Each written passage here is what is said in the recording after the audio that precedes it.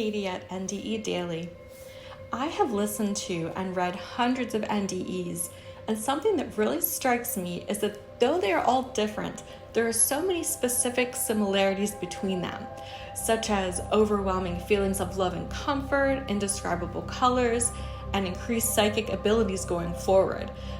For me, something really exciting about NDEs is hearing an experience and then recognizing that it's similar to another NDE I've heard before. And this happens all the time. I just find it so comforting and validating. So I've decided to make a series of videos comparing similar experiences between different NDEs. So if this is something you would be interested in, please be sure to subscribe so you can hear them all. But today's theme is going to be life reviews.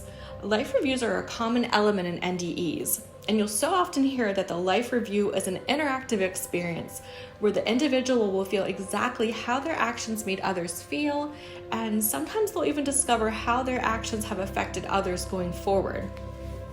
Today I'll be taking 4 excerpts from different NDEs from different people so that we can see how similar they are.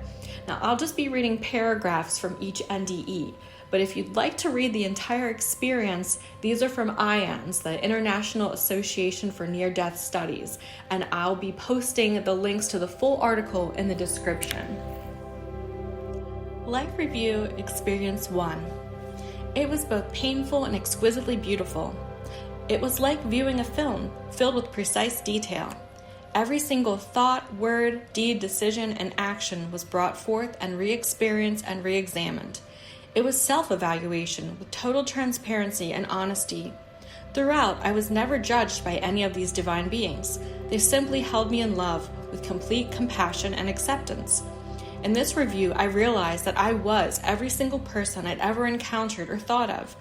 As I merged with and became them, I felt exactly what they experienced as a result of my loving or unloving actions and thoughts. I saw it all from their point of view. Not only how my actions affected them, but then through them and how they affected others they encountered, as the effect kept on going. I saw that the love we express ripples out, creating an everlasting beauty that is often unbeknownst to us at the time. I saw this happen when I spoke a heartfelt word, thought a truly kind thought, or gave undivided attention to someone. I recall simple gestures having the most impact, like a spontaneous and genuine smile.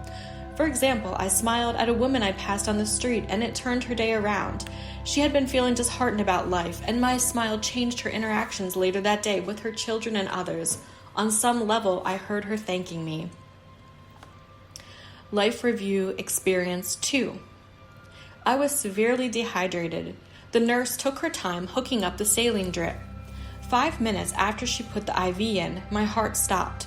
My soul immediately left my body and went through the wall to my left. The room was dark and I was in a chair. A being behind me began clicking images from my life through my brain really fast like a slide projector. The slideshow stopped at 4 times in my life where I was being encouraging to people. At each moment I was launched back in time and into the event. The first event was when I was 25.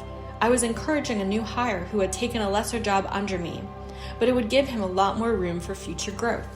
He was worried he had made a mistake. I could smell the propane exhaust from his forklift.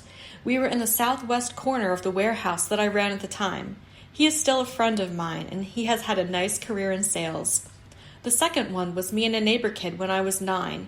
My neighbor was bummed because his parents worked all the time and didn't have the time to spend with him. It was the summer of '78 and it was hot outside. He was wearing his yellow Chevy Lub truck tank top, and I could still smell the banana suntan lotion he had on. The colors of summer were so brilliant. The third was when I met my best friend. We were 6 and in 1st grade. He had transferred in from another school, and it sucks being the new kid. We all know that. Well, I was nice to him, and he became my best man 22 years later. We were in the playground of our old grade school. The 4th event was me encouraging a freshman in college to stay in school. I was a sophomore. He was socially backwards and struggled with that part of college. He stayed and earned a graduate degree from Cornell years later. Near-death experience 3. Third, I experienced being in a place of some sort.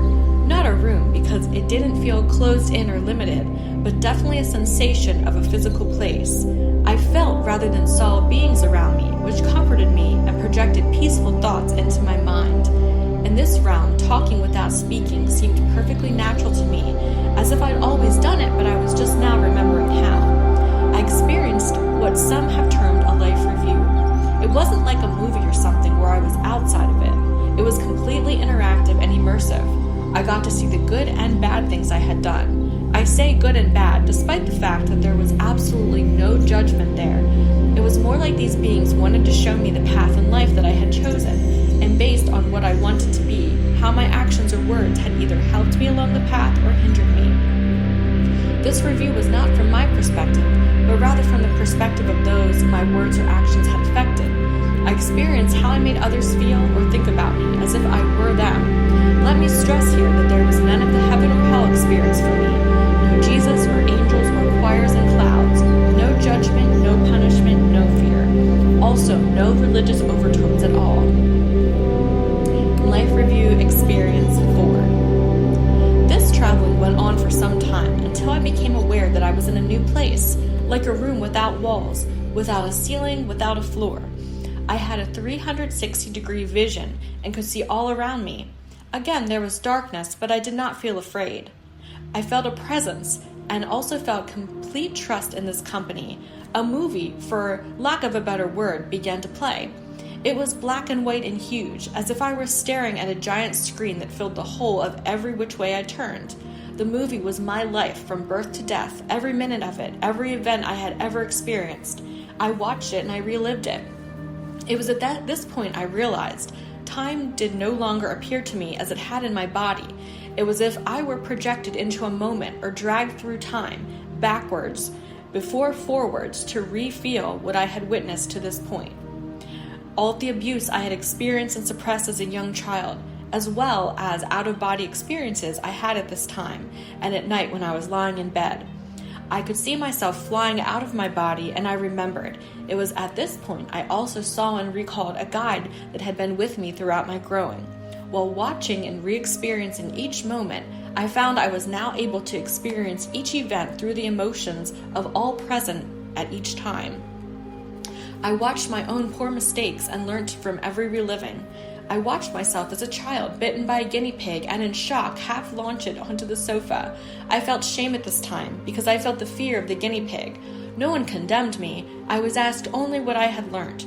I was comforted at this time, consoled and reassured I had learned so much, how big an impact my seemingly small actions had on a large scale, how my choices and behavior rippled through the lives of countless others, how the love I showed spread like wildfire, how the way I mistreated others deeply hurt and affected them, and also how that pain, fear, and confusion would then impact the lives of others too. In the time I spent in this reliving, I had developed a deep gratitude for many things. The experience of life for one, the people and the hearts that had touched my soul in beautiful ways, and the fragility of being human. My newfound wisdom seemed satisfactory, and we were moving.